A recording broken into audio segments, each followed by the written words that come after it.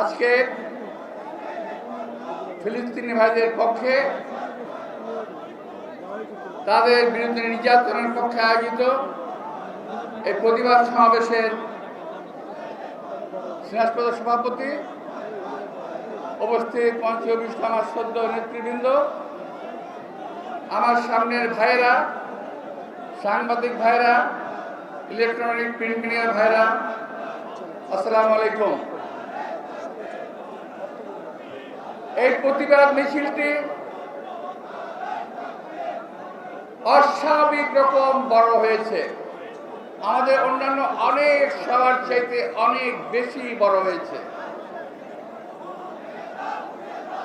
এই মিছিলে শুধুমাত্র বিএনপির কর্মীরা নয়, এই মিছিলে ধর্মপ্রাণ মুসলিম ভাইয়েরা আজকে অংশগ্রহণ করেছে।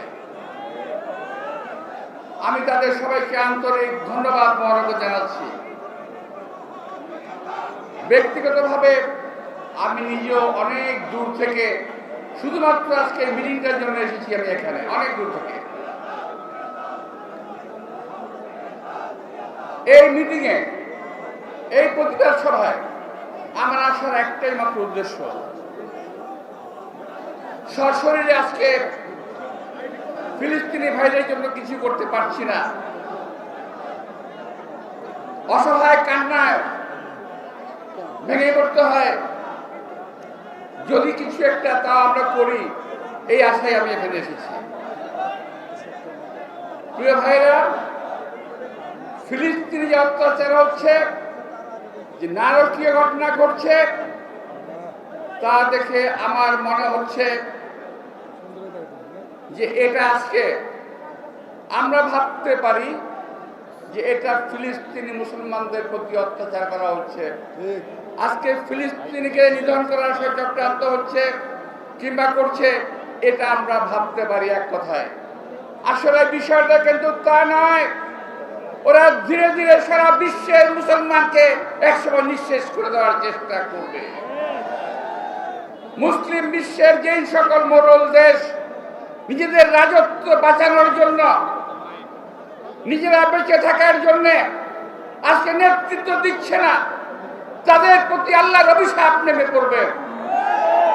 যারা নেতৃত্ব দিলে এই মুসলিম বিশ্বকে যদি আজকে ঐক্যবদ্ধ করতাম, যদি মুসলিম বিশ্ব আজকে শুধুমাত্র বাক চাতুর্যের মাধ্যমে ঐক্যবদ্ধ না হতো, যদি মুসলিম বিশ্ব কার্যকরভাবে আজকে ঐক্যবদ্ধ হতো, তাহলে আজকে এই ইহুদিরা, এই ইসরায়েলিরা এই অত্যাচার করতে পারত না। সারা বিশ্বের মুসলিমরা আজকে আমরা খণ্ড বিখণ্ড হয়ে গেছি। আমরা মুখের কথা তুবড়ি বাজিয়ে, তুবড়ি ফুটিয়ে আমরা বলার চেষ্টা করছি, ফিলিস্তিনকে বাঁচাও, ফিলিস্তিনকে বাঁচাও। প্রিয় ভাইরা, এক ছাত্র ভাই, যিনি ছাত্র আমি না বলে পারছি না, সত্যি কথা বলতে হবে, প্রশংসার দাবিদার, ও বলেছে যদি বর্ডার থাকতো আমরা ভেঙে ঢুকে পড়তাম।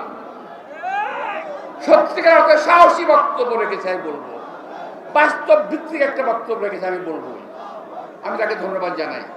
আমিও সুরের সুর রেখে বলতে চাই, যদি আজকে সুযোগ হতো, আমরা মুক্তিযুদ্ধ করেছি, আল্লাহর রহমতে বিশ্বের যে কোনো দেশে গিয়ে বাংলার এই জামাল ছেলেরা যুদ্ধ করে দেশকে বাঁচানোর জন্য, ফিলিস্তিন বাঁচানোর জন্য একটা চেষ্টা করতে পারত। আমি সেদিনের পত্রিকায় দেখেছি যে বাংলাদেশের বেশ কয়েকজন যুবক ফিলিস্তিনের যুদ্ধে অংশগ্রহণ করেছে। যুদ্ধ তো না, একটা একতরফা ভাবে মুসলমান নিধন করা হচ্ছে। পত্র পত্রিকায়, সোশ্যাল মিডিয়ায় যেভাবে ছবি এসেছে, ওই ছবির দিকে তাকানো যায় না, ওটা দেখা যায় না, অসহ্য লাগে, অসহনীয় লাগে। প্রিয় ভাইরা, আজকে আমার মনে পড়ছে শহীদ রাষ্ট্রপতি জিয়া রহমানের কথা।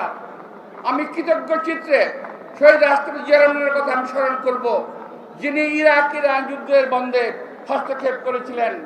আমি বিশ্বাস করি, যদি আজকে শহীদ রাষ্ট্রপতি জিয়া রহমান বেঁচে থাকতেন, এমন ভূমিকা নিতেন যে ইসরায়েল এই অপকর্ম করার সাহস করত না। বাংলাদেশে এমন নেতৃত্ব প্রয়োজন জিয়াউর রহমান দরকার। এই জিয়াউর রহমান যিনি সারা বিশ্বের মুসলিমদেরকে নেতৃত্ব দিতে পারবে। আমরা বিশ্বাস করি আমাদের নেতা তারেক রহমান তার যোগ্য উত্তরসূরি।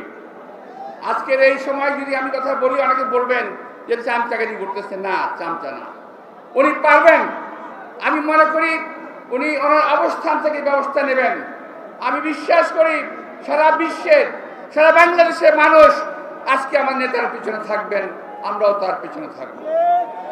প্রিয় ভাইয়েরা, আমরা এই কথা বলে, এই সভা করে, সংহতি প্রকাশ করে সময় সেবন করতে পারি, কিন্তু কার্যকর পদক্ষেপ যদি আমরা না নেই, যদি জাতিসংঘ কার্যকর পদক্ষেপ না নেয়, যদি আমরা যারা এই সমস্ত অপকর্মের সহযোগী তাদের বিরুদ্ধে ব্যবস্থা যদি আমরা না নেই, ইসরায়েলি এই শাসন, এই অত্যাচার চলতেই থাকবে এবং একে একে তারা মুসলিম রাজ্যগুলো, রাষ্ট্রগুলোকে ধ্বংস করে দেবে, মুসলমানদেরকে সারা বিশ্বের কোথাও টিকতে দেবে না। আমরা এটাও খেয়াল করেছি, শুধু ইসরায়েলে নয়, আমাদের প্রতিবেশী দেশেও মুসলমানদের উপর অত্যাচার হচ্ছে। আমরা সেটার প্রতিবাদ করি না, আমার রাষ্ট্র প্রতিবাদ করে না, আমরা প্রতিবাদ করি না। আমরা এটার প্রতিবাদ করতে চাই সারা বিশ্বের মুসলমানদের, যেখানে মুসলমানদের অত্যাচার হবে ইনশাল্লাহ আমরা তার বিরুদ্ধে প্রতিবাদ করব, ইনশাল্লাহ প্রতিরোধ করে তার চেষ্টা করব। প্রিয় ভাইয়েরা, পরিশেষে আল্লাহ তাআলার কাছে কামনা করবো, হে আল্লাহ তুমি আমাদের শক্তি দাও যাতে আমরা ইসরায়েলি এই বাহিনীর বিরুদ্ধে, এই ইহুদি বাহিনীর বিরুদ্ধে আমরা রুখে দাঁড়াতে পারি। হে আল্লাহ তুমি শক্তি আমাদের দাও। আপনাদের সবাইকে আন্তরিক শুভেচ্ছা এবং ধন্যবাদ জানিয়ে, সবাই কষ্ট করে অংশগ্রহণ করেছেন, ধন্যবাদ জানিয়ে বক্তব্য শেষ করছি। আল্লাহ হাফেজ। বাংলাদেশ জিন্দাবাদ। আসসালামু আলাইকুম।